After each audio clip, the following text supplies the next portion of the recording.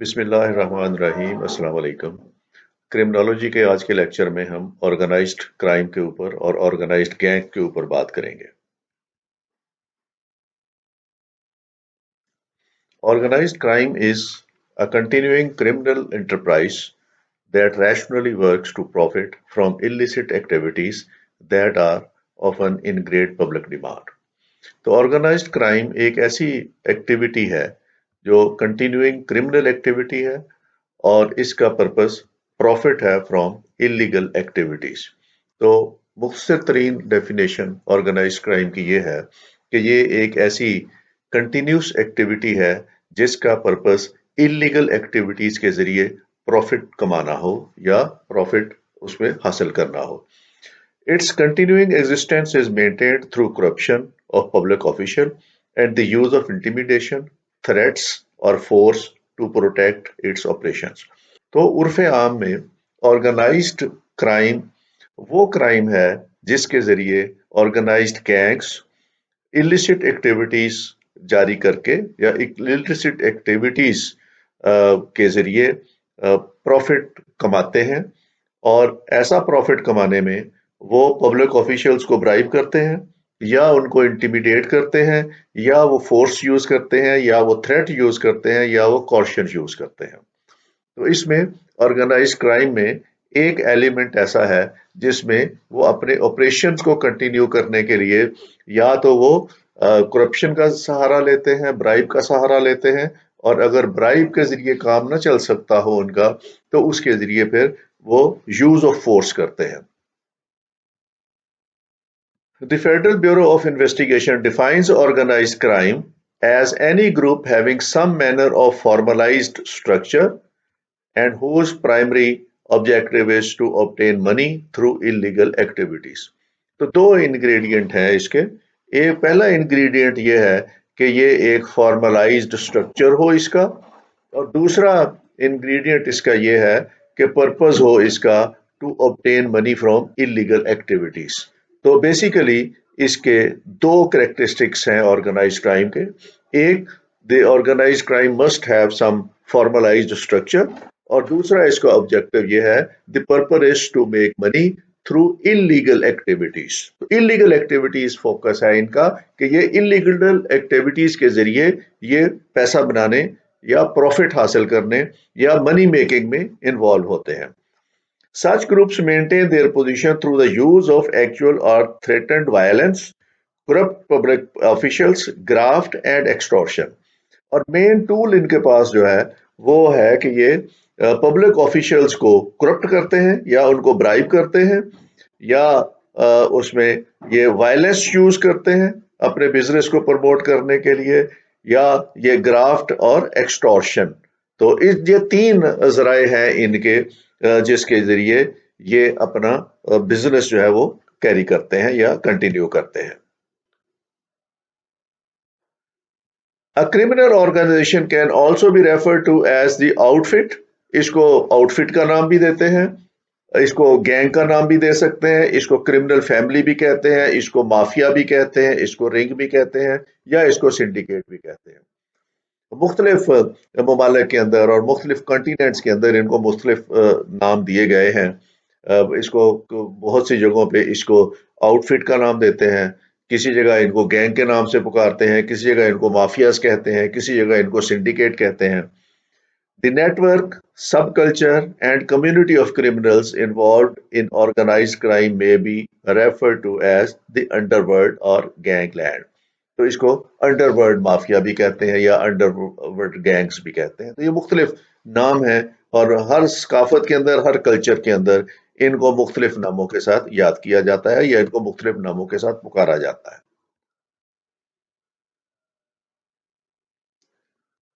These organizations, like normal companies, operate in such a way as maximize profit।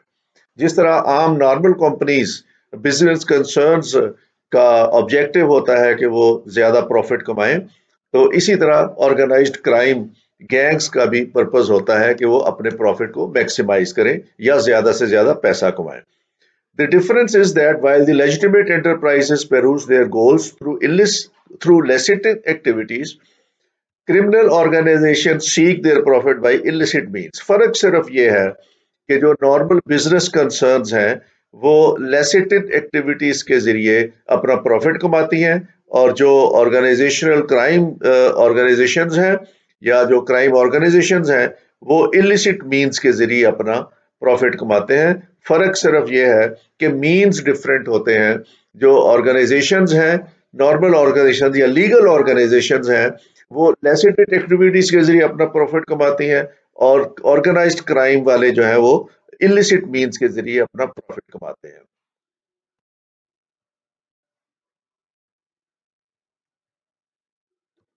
N organised crime activity varies across countries, region, crime type and nature of its organisation. Organised crime की activities vary करती हैं from country to country, from region to region, और from crime type के लिहाज से very करती हैं, और इसकी ऑर्गेनाइजेशंस के हिसाब से ये एक दूसरे से मुख्तलिफ होती हैं। Therefore, it is important to know the general elements of organized crime, but greater knowledge is needed to understand how it manifests in different locations and criminal context. तो ये ज्यादा इंपॉर्टेंट है कि हम उसके ऑर्गेनाइज्ड क्राइम के elements को समझने की कोशिश करें, और ये समझने की कोशिश करें कि ये डिफरेंट लोकेशंस में ये क्रिमिनल गैंग्स जो हैं ये किस तरीके से काम करते हैं।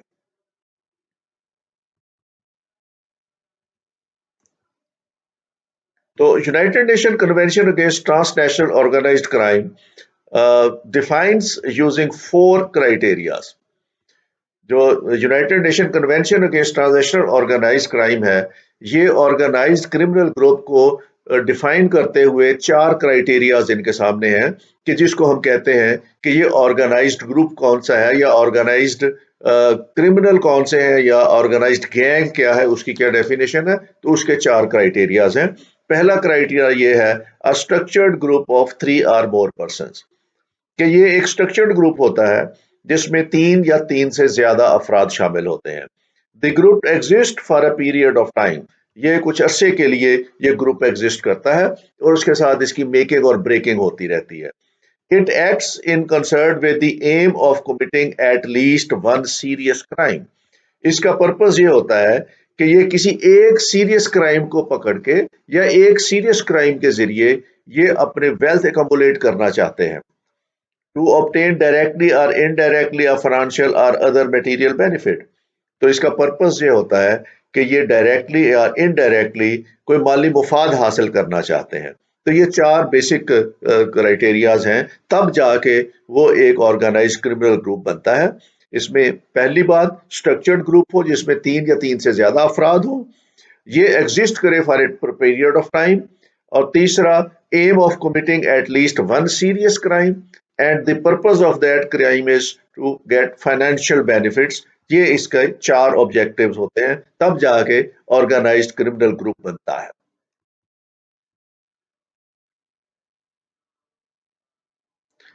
यही ग्रुप अगर ट्रांसनेशनल एक्टिविटी करे, ऑफेंस इज ट्रांसनेशनल, अगर ये ट्रांसनेशनल ऑफेंस कब बनेगा, it is committed in more than one state. अगर यही ग्रुप एक से ज्यादा स्टेट के अंदर ऑपरेट कर रहा हो तो नेशनल उस वक्त बन जाएगा जी जब ये एक से ज्यादा स्टेट के अंदर ऑपरेट करेगा। It is committed in one state but a substantial part of it preparation, planning, direction और control takes place in another state. अगर ये किसी एक स्टेट के अंदर सब्सटेंशियल पार्ट है, लेकिन इसकी प्लानिंग, प्रिपरेशन, डायरेक्शन और कंट्रोल किसी दूसरे मुल्क के अंदर है, तब भी ये ट्रांसनेशनल बन जाएगा। It is committed in one state but involves an organization, criminal groups that engages in criminal activity in more than one state। काम तो ये एक स्टेट में अंदर कर रहे हैं, लेकिन उसमें ऑर्गेनाइजेशंस ऐसी इन्वॉल्व होती हैं जिसकी क्रिमिनल एक्टिविटी दूसरे स्टेट्स के अंदर भी है, तब भी ये ट्रांसनेशनल हो जाएगा। It is committed in one state but has substantial effect in an other state, लेकिन ये काम एक स्टेट में करें और उसका सब्सटेंशियल इफेक्ट जो है वो दूसरी स्टेट्स में भी हो, तब भी ये ट्रांसनेशनल होगा। तो उर्फ आम में ब्रीफली अगर हम देखें तो ये ट्रांसनेशनल ग्रुप्स जो हैं वो ऐसे ग्रुप हैं जो एक से ज्यादा मुल्कों में एक ही वक्त में ऑपरेट कर रहे हो या किसी न किसी तरीके से मुंसलिक हो, तो उसको हम कहते हैं ये ट्रांसनेशनल ग्रुप है। और ज्यादातर ऑर्गेनाइज्ड गैंग जो है या क्राइम है ये ट्रांसनेशनल इसके अंदर एबिलिटीज होती हैं और ये नेचर में ट्रांसनेशनल भी होता है।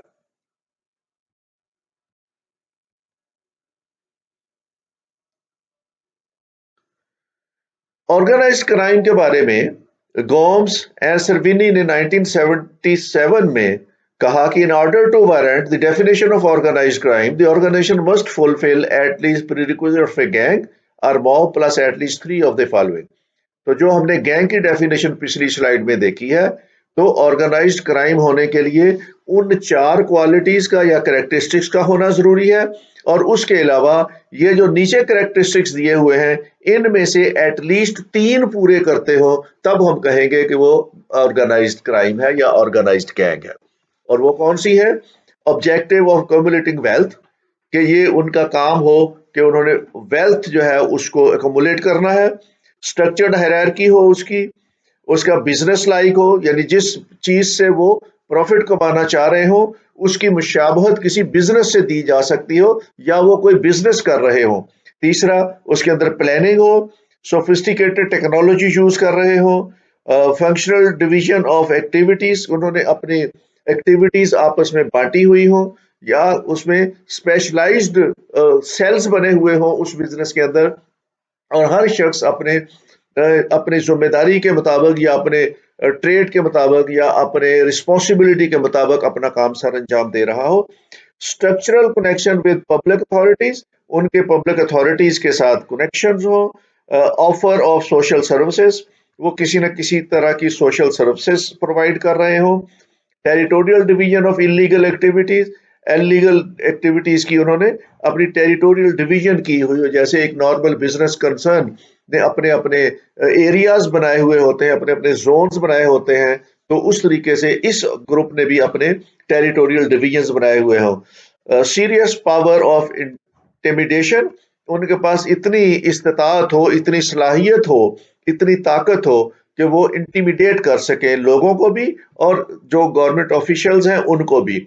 डिफ्यूज कैपेसिटी टू डीफ्रॉड, उनके पास डीफ्रॉड करने की कैपेसिटी हो। एंड देन लोकल और international connections with other organisations, और उनके लोकल कनेक्शंस हो या दूसरी ऑर्गेनाइजेशंस हो उनके साथ भी कनेक्शन हो, तो उसको हम कहते हैं कि ये तीन क्वालिटीज कम से कम इनमें से शामिल हो, और चार वो प्री रिक्विजिट जो मैंने गैंग के बताए हैं वो शामिल हो, तो उसको कहा जाएगा कि ये एक ऑर्गेनाइज्ड ग्रुप है या ऑर्गेनाइज्ड गैंग है।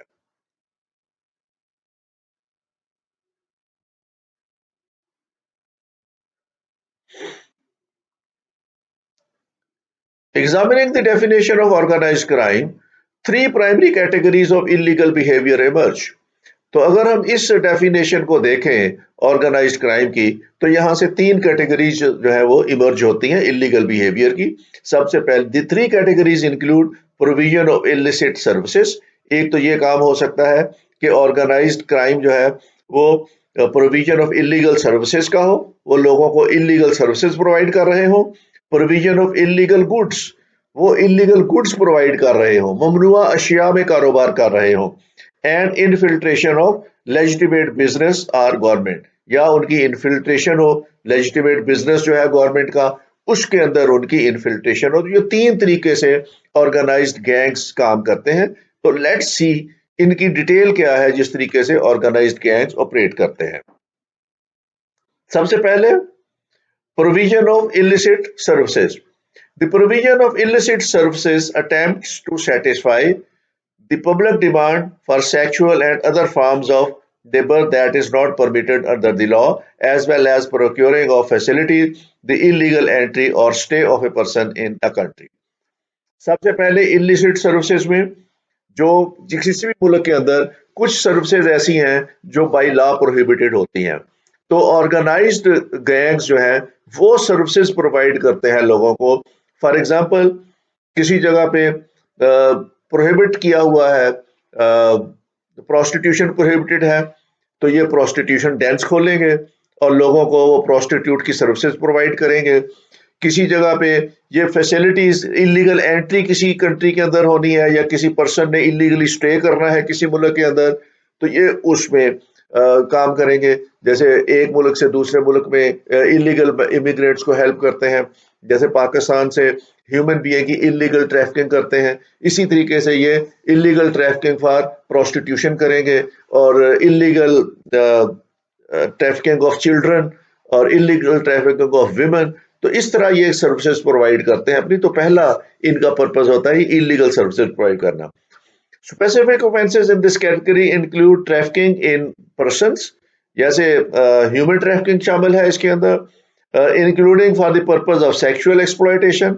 तो सबसे ज्यादा जो ट्रेड होती है इसमें वो प्रोस्टिट्यूशन के लिए होती है, एंड स्मगलिंग ऑफ माइग्रेंट्स। तो ये पहला काम है जो इलिसिट सर्विसेज प्रोवाइड करते हैं ये ऑर्गेनाइज्ड क्राइम, और इसमें वो तमाम सर्विसेज शामिल हैं जो किसी भी मुल्क का लॉ ब्रेक करके या किसी के मुल्क के अंदर जो प्रोहिबिटेड चीजें हैं उसकी सर्विसेज प्रोवाइड की जाए। तो ये पहला काम है इसका जो ये इलीगल गैंग्स करते हैं। दूसरा काम जो इनका इलीगल करते हैं, organise criminal also provide particular products.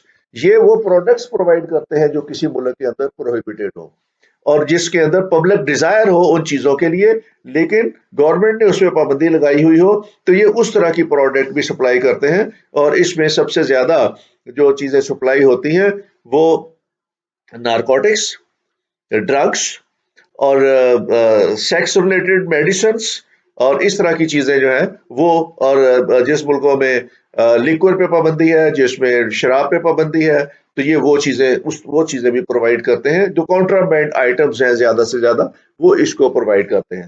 तो due to this demand organised criminal groups emerge who produce, buy and sell stolen, counterfeit and falsified merchandise.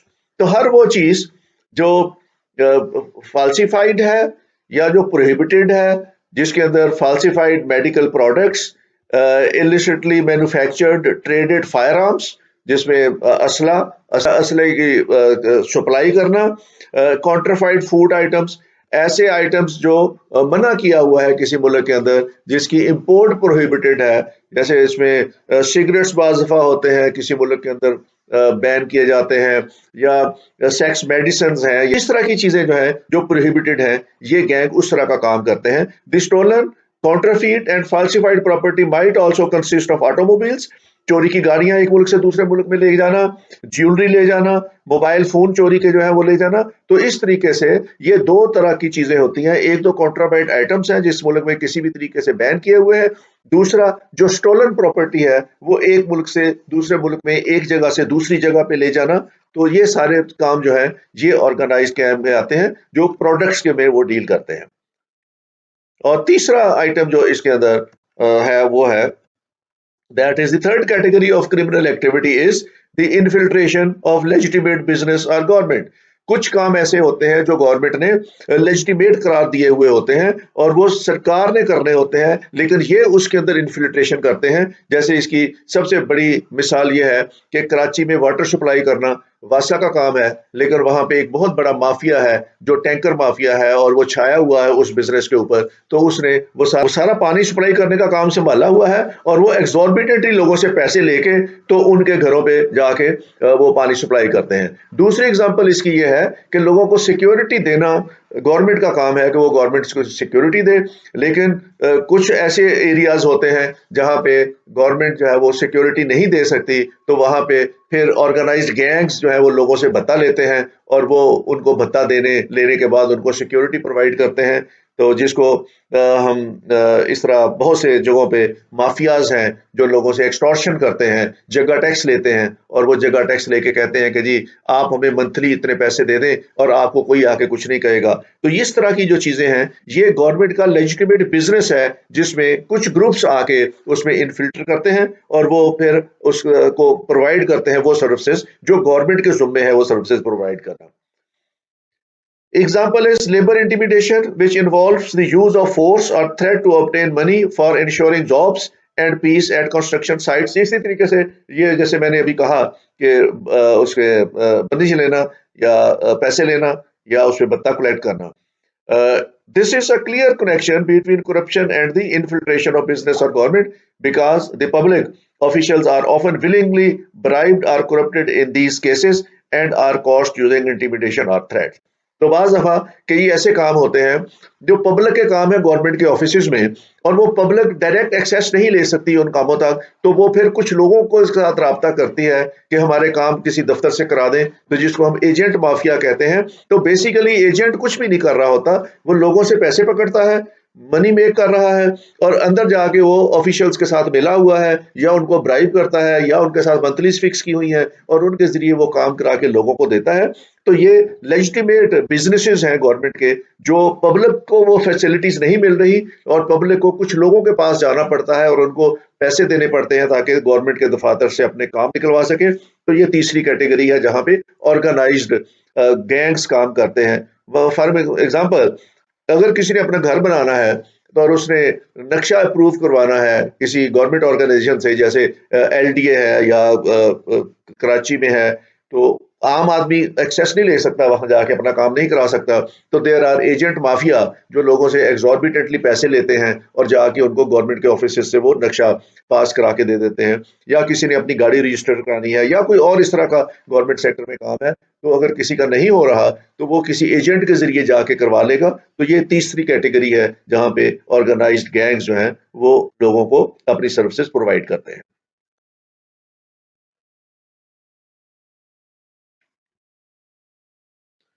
अब ऑर्गेनाइज्ड गैंग्स जो है ये माशरे में बहुत ज्यादा खराबियां पैदा करते हैं।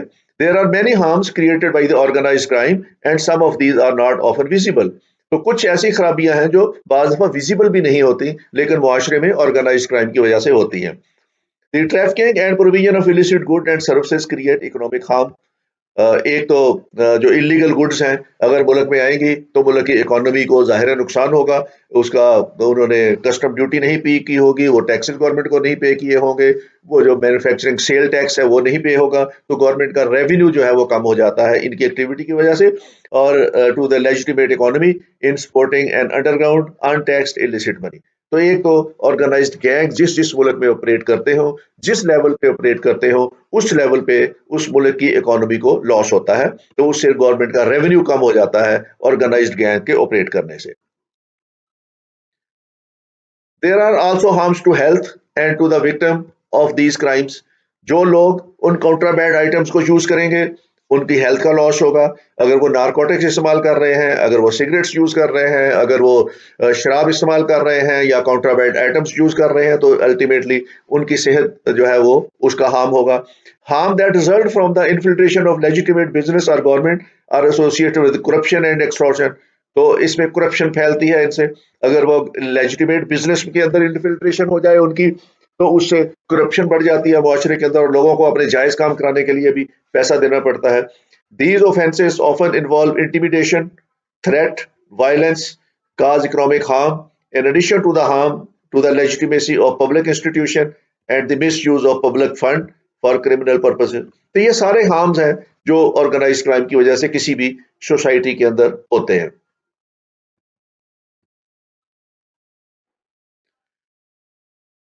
Organized crimes often victimize business through the use of extortion or theft or fraud activities like hijacking cargo trucks, ships, robbing goods, committing bankruptcy fraud, insurance fraud। तो ये ऑर्गेनाइज क्राइम बहुत से मल्टीपर्पज क्राइम के अंदर मुलव्वस होते हैं, और इनका सिलसिला एक क्राइम तक या एक फील्ड तक नहीं है, ये मुआशरे के हर फील्ड के अंदर इनका इनग्रेस होती है, तो ये उस तरह की एक्टिविटीज करते हैं। Organized crime also victimize individuals by car theft, bank robberies, credit card frauds, embezzlement, counterfeiting money, smuggling and manufacturing untaxed। तो हर तरीके से अगर कार थेफ्ट का एक गैंग है, तो जहां जहां कार थेफ्ट हो रही है ये लोग जिनकी कारें हैं उनका लॉस हो रहा है। बैंक रॉबरीज अगर गैंग कर रहा है तो लोग पब्लिक लॉस हो रहा है। अगर क्रेडिट कार्ड फ्रॉड्स कर रहा है तो एक लोगों का लॉस हो रहा है। अगर ये एम्बेजलमेंट कर रहे हैं या काउंटरफीट करेंसी बना रहे हैं, तो उसमें ये हर तरीके से डैमेज करते हैं किसी भी मुल्क के सोशल फैब्रिक्स को, उसकी इकोनॉमी को, उसके लॉ को, और पब्लिक जितनी भी है उसको ये मुतासर करते हैं। तो ये इनका बड़ा डीप रूटेड कॉन्सिक्वेंस होते हैं ऑर्गेनाइज क्राइम के किसी भी सोसाइटी के अंदर। Organise crime groups seek out corrupt public officials in executive, law enforcement, and judicial roles so that their minimal rackets and activities on the black market can avoid। Organised gang की कोशिश होती है कि ये जितने भी पब्लिक सर्वेंट हैं इनको करप्ट करके तो इनके जरिए सारे काम निकलवाए जाएं। ये उनको ब्राइब करते हैं गवर्नमेंट सर्वेंट्स को। फॉर एग्जांपल अगर किसी जगह पे नारकोटिक्स का काम हो रहा है तो जो नारकोटिक्स पेडलर्स हैं जो इस बिजनेस में मुलव्वस हैं ये उस इलाके के पुलिस ऑफिशियल्स को करप्ट करेंगे ताकि पुलिस ऑफिसर्स उनकी तरफ से अपनी आंखें बंद कर लें। अगर किसी जगह कार चोरी का धंधा हो रहा है तो वहां पे वो पुलिस को पैसे दे के करप्ट करेंगे ताकि पुलिस उनके बिजनेस की तरफ ध्यान ना दे। अगर किसी जगह इलीगल वाटर सप्लाई हो रही है तो वो वासा के लोगों को ब्राइब देंगे ताकि वासा के लोग आंखें बंद कर। तो ज्यादातर इनका जो काम है ऑर्गेनाइज क्राइम का जहां पे ये लीगल बिजनेस के अंदर जाते हैं तो वो गवर्नमेंट ऑफिशियल्स को ब्राइब करते हैं। इनसे मुआशरे के अंदर या सिविल सर्विस के अंदर या सिविल सर्वेंट्स के अंदर करप्शन फैलती है और ये उसका मूजब बनते हैं। देन ये लॉ इन्फोर्समेंट एजेंसीज को करप्ट करते हैं, उनको पैसा देते हैं ताकि वो इनके खिलाफ एक्टिविटीज ना करें। ये जुडिशियल रोल है, जजेस को करप्ट करते हैं ताकि जजेस के पास अगर इनका केस जाए तो ये जजेस इनको सजा ना दे और ये इस तरह की एक्टिविटीज करते हैं। तो इससे मुआशरे के अंदर जो रूल ऑफ लॉ है उसको एस्टेब्लिश करने में मुश्किल होती है। तो रूल ऑफ लॉ में जितने भी कबाहते हैं ये more or less these are associated with the organised crime or at least receive early warning about investigation and prosecution. तो यहाँ इनका काम होता है कि ये गवर्नमेंट के जितने भी एहलकार हैं उनके साथ अपना राबता रखें ताकि अगर इनके खिलाफ कोई कार्रवाई होनी है, अगर इनके खिलाफ कोई रेड होना है, अगर इनके खिलाफ कोई ऑपरेशन होना है तो इसको पहले से इतला मिल जाए और अगर इनके खिलाफ कोई इन्वेस्टिगेशन होनी है या इनके खिलाफ कोई प्रोसिक्यूशन होनी है तो इसको पहले से खबर हो जाए कि हमारे खिलाफ कौन सी कार्रवाई होने जा रही है ताकि ये उसका तदारक कर सके।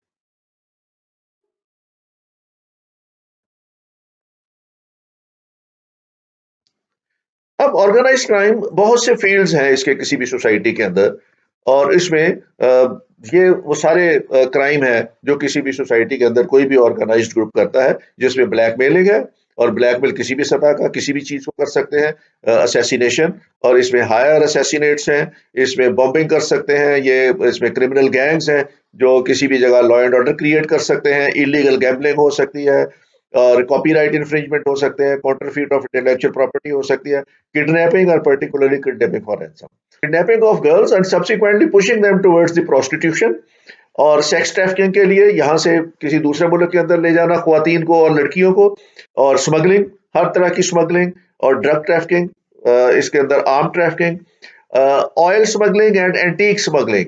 ये ऑयल स्मगलिंग बहुत ज्यादा वसी पैमाने पे होती है, पाकिस्तान में भी होती है, ईरान से ऑयल स्मगल होके आता है। एंटीक स्मगलिंग भी बहुत ज्यादा है और ऑर्गन ट्रैफिकिंग, ये ह्यूमन ऑर्गन्स की ट्रैफिकिंग भी इसमें शामिल होती है।